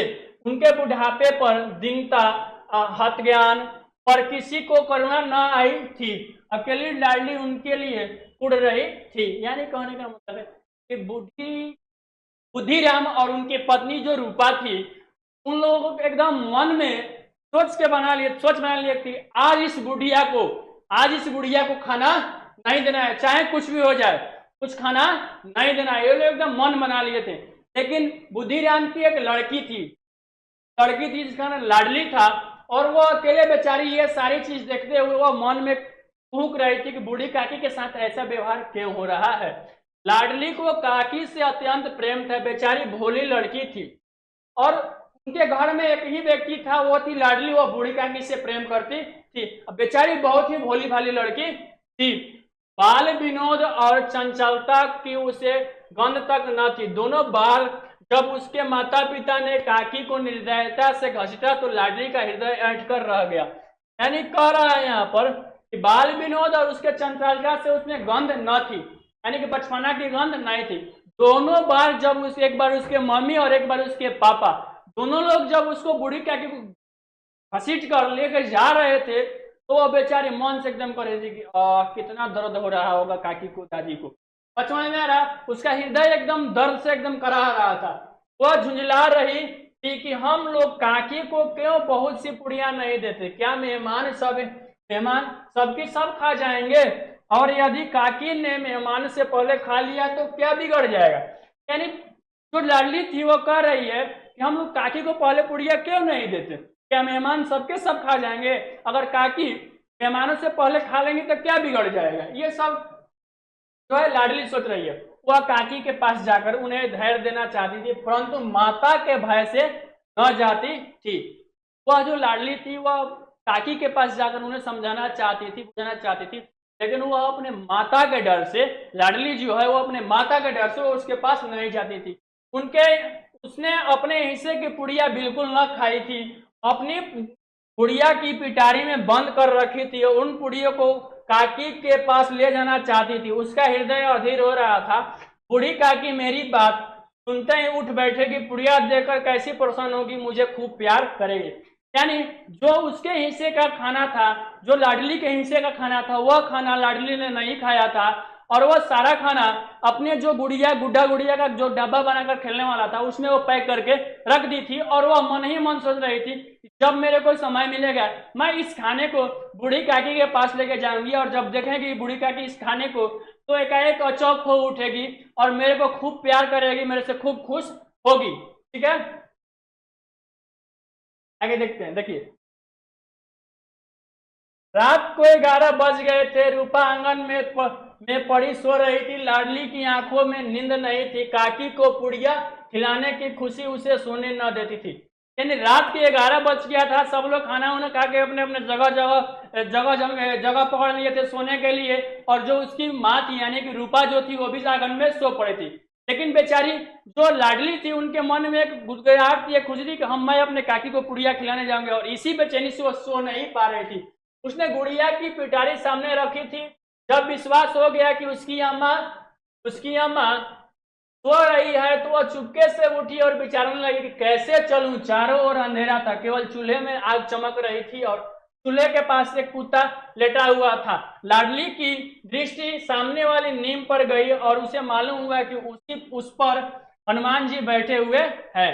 यानी कहने का मतलब है जब उसको पूरा बढ़िया तरीका से विश्वास हो गया कि मेरी जो अम्मा है वह बढ़िया से सो गई है और अब मैं क्या हो सकती हूँ, यहाँ से जा सकती हूँ। लेकिन समस्या यह भी था कि चारों तरफ क्या हो गया था, अंधेरा हो गया था। चारों तरफ अंधेरा हो गया था जिसके चलते कुछ दिखाई नहीं पड़ रहा था और केवल चूल्हे में आग चमक रही थी और चूल्हे के बगल में कुत्ता लेटा हुआ था। सामने के नीम पर उसकी जब नजर पड़ी तो उसको ऐसा प्रतीत हुआ, ऐसा मालूम हुआ उस नीम के पेड़ पर हनुमान जी बैठे हुए हैं। उनकी पूंछ, उनकी गदा और वह स्पष्ट दिखाई दे रहे हैं। मतलब कह रहे हैं कि उनकी पूंछ और उनकी गदा उसको स्पष्ट दिखाई दे रहे हैं। मारे भय के उनके उसने आंखें बंद कर ली। उतने में कुत्ता उठ बैठा। लाडली को ढाढ़स हुआ। कोई सोए हुए मनुष्य के बदले एक भागता हुआ कुत्ता उसके लिए अधिक धैर्य का कारण हुआ। उसने पिटारी उठाई और बूढ़ी काकी के कोठरी की ओर चली गई। यानी कहने का मतलब उसको भय लगा और चुपचाप वो आंखें बंद कर ली और इतने में जो कुत्ता था वह उठ गया और उठने के बाद दौड़ते हुए क्या हो गया, भाग गया। तो कई यहाँ पर इतना पर उसको लाडली के अंदर क्या होता है, ढाढ़स उठता है। यानी कि उसके अंदर क्या होता है, विश्वास जगता है कि जब यहाँ पर अब कोई नहीं है मैं क्या कर सकती हूँ, मैं बूढ़ी काके के लिए खाना लेके जा सकती हूँ। इतने में वो अपनी गुड़िया वाली डब्बा को उठाती है और लेके बूढ़ी काकी की ओर चल देती है। बूढ़ी काकी के कोठरी की ओर चल देती है। जिस रूम में बूढ़ी काकी रहती है उस रूम में। देखिए, बूढ़ी काकी केवल इतना स्मरण था कि किसी ने मेरे हाथ पकड़कर घसीटे। फिर ऐसा मालूम हुआ कि जैसे कोई पहाड़ पर उड़ाए लिए जाता है। उनके पैर बार बार पत्थरों से टकराए, तब तक किसी ने उन्हें पकड़कर उन्हें पहाड़ पर से पटका और वह मूर्छित हो गई। यानी कहने का मतलब है कि बूढ़ी काकी को इतना ही केवल याद था कि कोई लोग उन्हें घसीट कर पहाड़ पर लिए जा रहे हैं, क्योंकि उनका जो पैर है वो पत्थरों में टकराते हुए जा रहा था। यही सारी चीज क्या था, याद था। फिर उनको मालूम होता है कि कोई मेरे को क्या करता है, ढाई से उठा के पटक दे रहा है और वह मूर्छित हो गए। जब वे सचेत हुए तो किसी को कि जरा भी आहट न मिलती थी, जरा भी आहट न मिलती थी। सबके सब लोग खा पीकर सो गए और उनके साथ मेरी तकदीर भी सो गई। यानी कि बूढ़ी क्या कि जब मूर्छा से उठी, मूर्छा से जगी, तो किसी की भी आहट सुनाई नहीं पड़ती थी। और समझ गई कि सबके सब लोग खा पीकर सो गए हैं और उनके साथ साथ उनकी भी तकदीर क्या हो गई थी, सो गई थी। रात कैसे कटेगी राम, रात कैसे कटेगी राम, ये बात वो बूढ़ी क्या सोच रही है और कह रही है, राम क्या खाऊंगी, पेट में अग्नि धड़क रही है। हाँ, किसने मेरी सुधि न ली, क्या मेरा मेरा पेट काटने से धन जुड़ जाएगा क्या। बूढ़ी कह रही है कि रात मेरे कैसे कटेगी, मेरे पेट में अग्नि धधक रही है, क्या मेरे पेट काटने से बहुत सारा धन जुट जाएगा, बहुत सारा धन वो लोग जुटा लेंगे क्या। ठीक है, इन लोगों को इतना भी दया नहीं आती कि न जाने बुढ़िया कब मर जाएगी, उसका जी क्यों दुखवावे, मैं पेट की रोटी ही खाती हूं कि और कुछ। बुढ़ी कह रही है कि इन लोगों को थोड़ा से भी दया नहीं आता है कि न जाने बुढ़िया कब मर जाएगी, मैं तो केवल उन लोगों से अपने पेट के रोटी ही खाती हूँ ना, और कुछ थोड़ी मांगती हूँ, मेरे को 2 वक्त का खाना मिल जाए बस वही बहुत है। लेकिन इन लोगों को यह भी स्मरण नहीं है, यह भी याद नहीं है। ठीक है, इस पर यह हाल मैं अंधी अपाहिज ठहरी, न कुछ सुनूं न कुछ बुझूं। यानी बुढ़ी कह कर मैं अंधी हूं, मैं अपाहिज, न मैं कुछ सुनती हूँ न मैं कुछ समझती हूँ। यदि आंगन में चली गई तो क्या बुधिराम से इतना कहते न बनता था कि काकी अभी लोग खाना खा रहे हैं और फिर आना। और क्या हुआ, मेरे को समझ में नहीं आया तो मैं लोगों के बीच पहुंच गई। जाने के बाद क्या बुधिराम को इतना भी बुद्धि नहीं था, नाम ही केवल बुधिराम था, उसको इतना भी नहीं समझ में आया कि काकी अभी लोग खा रहे हैं, चलो बाद में तुम आकर खाना खा लेना, उसको इतना भी समझ में नहीं आया था।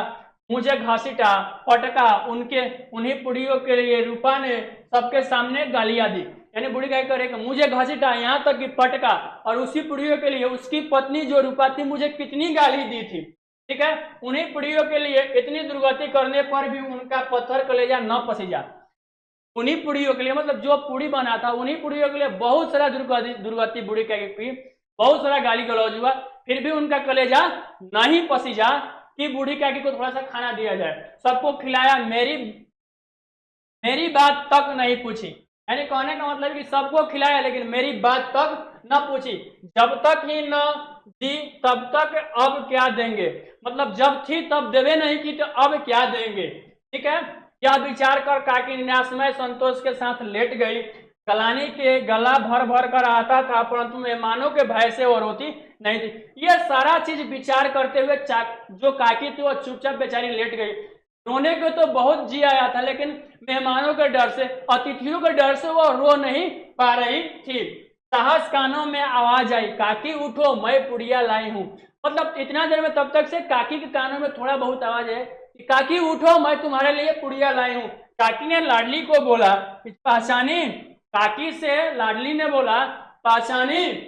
चटपट उठ बैठी, दोनों हाथों से लाडली को टटोला और उसे गोद में बैठा लिया। लाडली ने पुड़िया निकाल कर दी और काकी ने उसको दोनों हाथों से ऐसे छुआ और छूने के बाद उसको अपने गोद में बैठाया और जो लाडली थी वो पुड़िया निकाल कर काकी के हाथों में देती है। आगे देखिए, बस थोड़ा ही, इसके बाद एक और है, इसके बाद खत्म हो जाएगा, टेंशन मत लीजिए।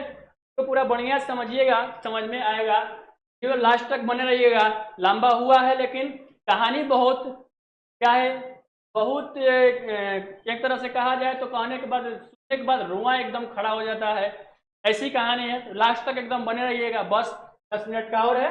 काकी ने पूछा कि क्या तुम्हारी अम्मा ने दिया है।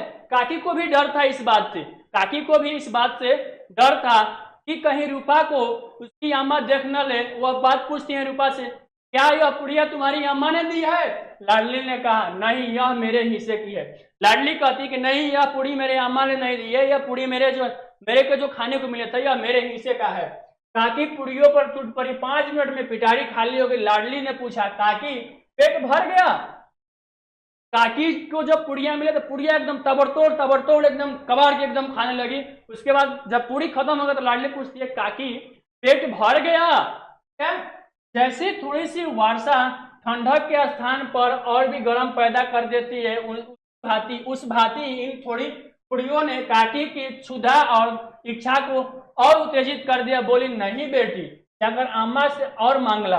यानी कहने का मतलब है, यहाँ पर कवि कह रहे हैं कि जैसे थोड़ी सी बारिश होती है और बारिश होने के बाद खुल जाती है तो एकदम गर्म, ठंडा होने के बाद तुरंत क्या होता है, इतना गर्मी होता है, इतना गर्मी होता है, बर्दाश्त नहीं होता है। उसी तरह से बूढ़ी काकी के मन में इतना इच्छा हो गया, थोड़ी सी पूरी खाने के बाद उनके मन की इच्छा और क्या हो गई, बढ़ गई, और कहती है कि बेटी जा और अपने अम्मा से और पूरी मांग के लेके आ। लाडली ने कहा, अम्मा सोती है, जगाऊंगी तो मारेगी। काकी ने पिटारी को और टटोला, उसमें कुछ खुरसने गिरी थी और बार बार उसे होठों से चाटती थी और चटकारे मारती थी। लाडली कहती है कि अम्मा सोई है और अम्मा को जगाऊंगी तो वह मारेगी। तो फिर काकी उस कटोरे को क्या करती है, टटोलती है, उसमें से जो 2-4 को क्या बोलते हैं कि पूरी का टुकड़ा गिरा हुआ था उसको खाने के बाद वो चटकारती थी, बार बार चटकारे भरती थी। ठीक है, आगे देखिए। लाडली उनका अभिप्राय समझ ना सकी, उसने काकी का हाथ पकड़ा और ले जाकर जूठे पटलों के पास बैठा दिया। देखिए, बच्ची भाई बच्ची है, लाडली जो है उनका जो अभिप्राय है, काकी का जो सोच है वो समझ ना सकी और काकी का हाथ पकड़ा और जूठे पटलों के पास जो है वो लाडली ने काकी को बैठा दिया। ठीक है, आप समझिए।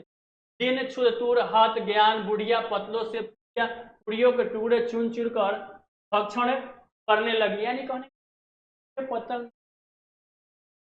उस जूठे पतलों के पास बैठ के काकी जो उसमें, सोचिए क्या दिन दशा है, उसी के समय उसी के धन दौलत वो सारा चीज रह रहा है, सब लोग खा पी रहा है, और उसका स्थिति आजकल ऐसे, भगवान ऊपर वाला देखता होगा तो उसको क्या करेगा। ठीक है, तो उस जूठे बर्तनों में से जो बूढ़ी काकी थी वो पुड़िया चुन चुन कर क्या करने लगी, खाने लगी। ठीक है, वो दही कितना स्वादिष्ट था, कचौड़िया कितनी सलोनी और खास्ता कितनी सुकोमल थी। कह रहे कि वह दही कितना स्वादिष्ट था और जो कचौड़िया है कितना एकदम खास्ता और कोमल, एकदम नरम थी। ठीक है, काकी बुद्धिहीन होते हुए भी इतना जानती थी कि मैं वह काम कर रही थी जो मुझे कदापि नहीं करना चाहिए। काकी को दिखाई उखाई कुछ नहीं देता है, कुछ भी समझ नहीं, बुद्धिहीन होते हुए भी काकी को इतना समझ में आ रहा था कि मैं वह काम कर रही हूं कि मुझे जीवन में यह काम कभी करना नहीं चाहिए था। मैं दूसरों की जूठी पतल चाट रही हूँ, परंतु बुढ़ापा तृष्णा रोग का अंतिम समय है। यानी अब कह रही है कि मैं जूठी पतल चाट रही हूँ, लेकिन बुढ़ापा जो है तृष्णा रोग यानी भूख के रोग का अंतिम समय है। जब संपूर्ण इच्छा एक ही केंद्र पर आ लगती है, तो बूढ़ी काकी में यह केंद्र उनकी स्व इंद्रिय थी। यानी कहने का मतलब, जब संपूर्ण इंद्रिया एक ही केंद्र पर आकर लगती थी तो वह बूढ़ी काकी में स्व इंद्रिया थी। अब उसको चाह कर भी हम लोग कुछ नहीं कर सकते थे। ठीक है, ठीक उसी समय रूपा की आंख खुली, उसे मालूम हुआ कि लाडली मेरे पास नहीं है। वह चौकी चारपाई से इधर उधर ताकने लगी, कहीं नीचे तो नहीं गिर पड़ी। उसे वहां न पकड़ वह उठी तो क्या देखती है कि लाडली जूठे पतलों के पास चुपचाप खड़ी है और बूढ़ी काकी पत्तों पर से पुड़िया के टुकड़े उठा उठाकर खा रही है। रूपा का हृदय सन्न हो गया।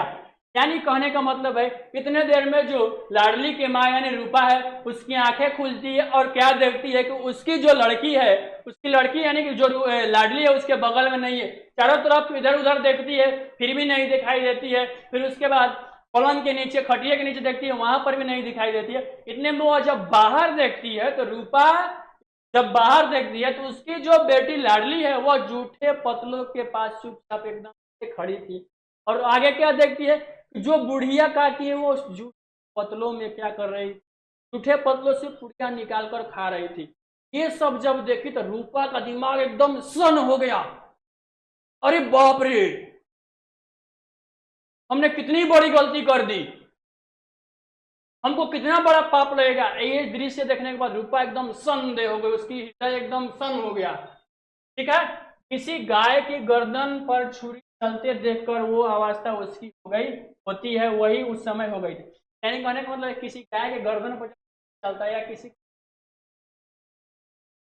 वैसी अवस्था रूपा की हो गई थी। एक ब्राह्मणी दूसरे के जूठे पतल टटोलते इससे अधिक शोकमय दृश्य असंभव था। यानी कह रही है रूपा कि इससे खराब दृश्य क्या है कि एक ब्राह्मण औरत होके और दूसरे के जूठे पतल खा रही है। इससे खराब सुखमय समय क्या है, क्या था, क्या ऐसा समय क्या है असंभव था। प्रयोग में कुछ ग्रासों के लिए उसकी चचेरी सांस ऐसी निष्कृष्ट कर्म कर रही है। वह दृश्य था जिसे देखकर देखने वाले की हृदय कांप उठती।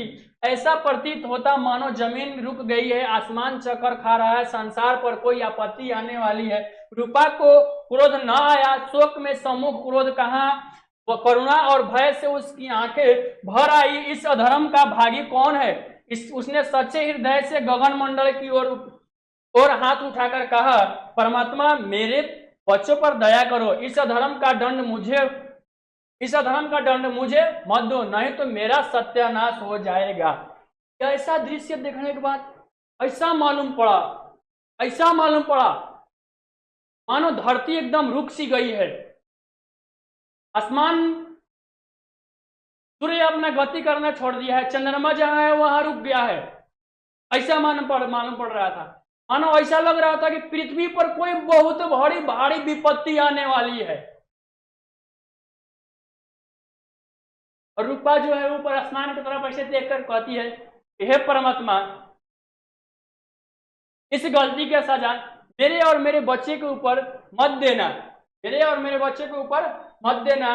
मेरे बच्चों पर क्या करो, दया करो, इस अधर्म का दंड मुझे मत दो, नहीं तो मेरा सत्यानाश हो जाएगा। मतलब जो धर्म हो चुका है, इस धर्म का दंड मुझे मत दो, नहीं तो मेरा क्या हो जाएगा, सत्यानाश हो जाएगा।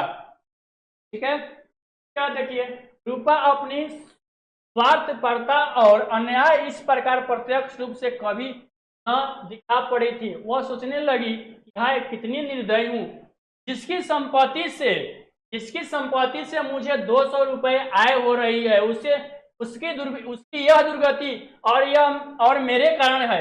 हे दयामय भगवान, मुझसे बड़ी भारी चूक हो गई है, मुझे क्षमा करो।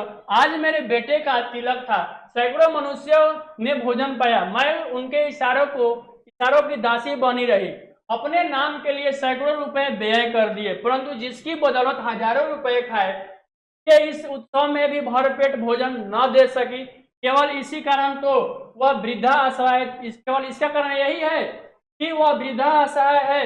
रूपा कह रही है, हे भगवान, यह मैंने क्या कर दिया, यह मुझसे कितनी बड़ी भूल हो गई, यह मुझसे कितना बड़ा पाप हो गया, कितना बड़ा, क्या बोलते हैं कि कितना बड़ा पाप हो गया। क्या सारे चीज को सोचने लगी, रूपा एकदम सोचने लगी, ऐसा लगे कि मानो पागल सी हो गई है। कह रही है कि हे भगवान, जिसके चलते आज मुझे 200 रुपए की आमदनी होती है, मैं सैकड़ों लोगों के इशारों पर इधर उधर घूमती, हमारे यहाँ आकर, आज मेरे बच्चे का तिलक था, हमारे यहाँ आकर बहुत सारे लोगों ने खाना पीना खाया, और जिसके चलते उन लोगों के लिए मैंने हजारों खर्च कर दिया, और जिसके चलते हम लोग 200 रुपए 300 रुपए की आमदनी हो रही है, जिसके घर में हम लोग रह रहे हैं, और उसी को अपने बच्चे के तिलक में भरपेट भोजन न दे सकी।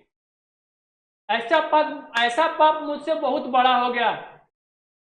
अच्छा समझ में आ रहा है, यह मुझसे बहुत बड़ी भूल हो गई, हे परमात्मा मुझे क्षमा करना। यह सब कह रहे हैं रूपा, यह कह रहे हैं कि इस सारे कष्ट का, सारे इस दृश्य का जो दोषी है वो मैं ही हूं, यानी रूपा है। बात समझ में आया? मैं इस वृद्ध, इसका केवल इतना ही कसूर था ना, इस औरत का केवल इतना ही कसूर था कि यह वृद्ध थी, असहाय थी, जिसके चलते, इतना ही कसूर के चलते मैंने उसको इतना तड़पा दिया। मेरे यहाँ सैकड़ों लोग भोजन करने आए और सैकड़ों लोग भोजन करके चले गए, और मैं इस वृद्ध को नहीं दे सकी खाना, तो भरपेट खाना नहीं दिया। मतलब रूपा को इतना, क्या बोलते हैं, अपने आप के ऊपर शर्म महसूस हो रहा था, उसको लग रहा था कि अब मैं क्या करूं। उसको लग रहा था कि जितना मेरे से पाप हुआ, या सारा पाप या सारा कर्मों का फल मेरे बच्चे के ऊपर पड़ेगा। वो कह रही है हाथ जोड़ करके, हे परमात्मा, ये सारे अधर्मों का फल मेरे और मेरे बच्चे के ऊपर मत देना, मैं आपसे क्या करती हूँ, हाथ जोड़ के माफी मांगती हूँ। और रूपा का जो हृदय होता है देखकर करुणामय हो जाता है। ठीक है, रूपा ने दिया जलाया और अपने भंडारे का द्वार खोल दिया, और एक थाली में संपूर्ण सामग्रियां सजाकर बूढ़ी काकी की ओर चल दी। और यह सारा दृश्य देखने के बाद रूपा ने क्या किया, यह सारा दृश्य देखने के बाद वहां पर क्या करती है कि दिए को जलाती है, और दिया को जलाने के बाद अपना जो भंडार घर होता है उस भंडार घर का दरवाजा खोल देती है। और दरवाजा खोलने के बाद रूपा क्या करती है, पूरा एक थाल में पूरा बढ़िया से बेजाबते क्या करती है, खाना वाना को सजाती है और सारी सामग्रियां को लेकर उनके सामने आती है। आधी रात हो चुकी थी। आकाश पर तारे के थाल सजे हुए थे और उन पर बैठे हुए देवगण स्वर्गीय पदार्थ सजा रहे थे, परंतु उसमें किसी को वह परमानंद प्राप्त न हो सकता था जो बूढ़ी काकी को अपने सम्मुख थाल देखकर प्राप्त हुआ। रूपा ने कंठरुद्ध स्वर में कहा, काकी उठो, भोजन कर लो, मुझसे आज बहुत बड़ी भूल हुई, उसका बुरा न मानना, परमात्मा से प्रार्थना कर दो कि वह मेरी अपराध क्षमा कर दे। यानी आधी रात का समय हो गया था, पूरे आसमान में तारे टिमटिमा रहे थे, उसमें चंद्रमा अपनी रोशनी बिखर रही थी। उसके बाद जितने भी देवगण थे सब स्वर्ग में सारे आकाश को सजा रहे थे। और आगे क्या हो रहा था, लेकिन किसी को भी उस दृश्य का, उस समय का सुख नहीं प्राप्त हो रहा था। जो बूढ़ी काकी के समय पूरी थाली से भरी हुई जो भोजन लेके जा रही थी रूपा, उसके सामने जाके और बहुत एकदम करुणा भरे स्वर में कहती है, काकी उठो, भोजन कर लो, मुझसे बहुत बड़ी भूल हो गई और मेरे इस अपराध को मुझे आप क्या कर दो, क्षमा कर दो। और उसका बुरा बात, जितना भी मैंने पाप किया है इस पाप को आप बुरा न मानना और परमात्मा से प्रार्थना करना कि मेरे इस अपराध को वह क्षमा कर दे। ठीक है। भोले भाले बच्चे की भांति जो मिठाइयाँ पाकर मार और तिरस्कार सब भूल जाता है, बूढ़ी काकी वैसे ही सब बुलाकर बैठे हुए खाना खा रही थी। उनके एक एक रोए से सच्ची सदीक्षाएं निकल रही थी और रूपा बैठी स्वर्गीय दृश्य का आनंद लेने में निगमन थी। यानी कहने का मतलब है कि जिस प्रकार से कोई बच्चा मिठाई के लिए जिद करता है, क्या कहने का मतलब है जिस प्रकार से कोई बच्चा मिठाई के लिए जिद करता है और उस मिठाई के लिए उसको बहुत मार पड़ती है, क्या पड़ती है, बहुत मार पड़ती है, और मार पड़ने के बाद जब उसको मिठाई मिलता है तो वह सारे मार को क्या होता है, मार को डांट डपटार को सब चीज को क्या होता है, भूल जाता है। और वैसे ही बूढ़ी काकी के भी साथ हुआ। वो भी बूढ़ी काकी के सामने जब थाली आया और थाली जब खाने लगी तो अभी सारे अपने दुख और कष्टों को क्या हो गई, भूल गई। और बूढ़ी काकी क्या कर रही थी, चुपचाप अपने खाना को खा रही थी। ठीक है, यह इस पाठ का रहस्य था। यानी कि इस पाठ का मेन सारांश कहा जाए, मेन पाठ कहा जाए, इसमें एक बूढ़ी काकी होती है। इस पाठ से हम लोगों को सीख यही मिलती है कि जो बूढ़े लोग होते हैं या जो बूढ़े लोग होते हैं या जो बूढ़ी औरतें होती हैं उनको कभी सताना नहीं चाहिए। खासकर जिनके घर में रह रहे हैं, जिनके दौलत से हम ऐशो आराम कर रहे हैं, जिनके दौलत से हमको 2 रुपये का आमदनी हो रहा है और उसके साथ ऐसा व्यवहार करेंगे तो परमात्मा देख रहा है, ऊपर वाले देख रहे हैं। आज आप उसके साथ कर रहे हैं तो आने वाले समय में आपके भी बाल बच्चे होंगे और जैसा करनी वैसा भरनी, जिसके साथ आप जैसा कीजिएगा वैसा आपके साथ भी होगा। यह कोई स्वर्ग नर्क में नहीं, इसी धरती पर आपको सारा चीज, सारा स्वर्ग सारा नर्क देखने को मिल जाएगा। कभी इस पाठ से हम लोगों को यही समझाना चाहते हैं, कभी भी बूढ़े लोगों को, लाचार लोगों को, बेसहाय लोगों को कभी मजाक नहीं उड़ाना चाहिए। इस पाठ से यही कभी हम लोग को समझाना चाहते हैं। बाकी वीडियो कैसा लगा, वीडियो अच्छा लगा हो तो वीडियो को लाइक शेयर और कमेंट जरूर कीजिएगा। और लाइक करने में कमी मत कीजिएगा, क्योंकि आप लोग लाइक करते हैं तो हमारा मोटिवेशन बढ़ता है और इससे और अच्छी वीडियो और अच्छी कहानियाँ। और इस पाठ का अभी ये तो कहानी की समझाए, इस पाठ का क्वेश्चन आंसर भी आप लोगों के सामने जल्द ही करा देंगे। Thank you, all the best. मिलते हैं हम लोग नेक्स्ट वीडियो में, तब तक के लिए बाय।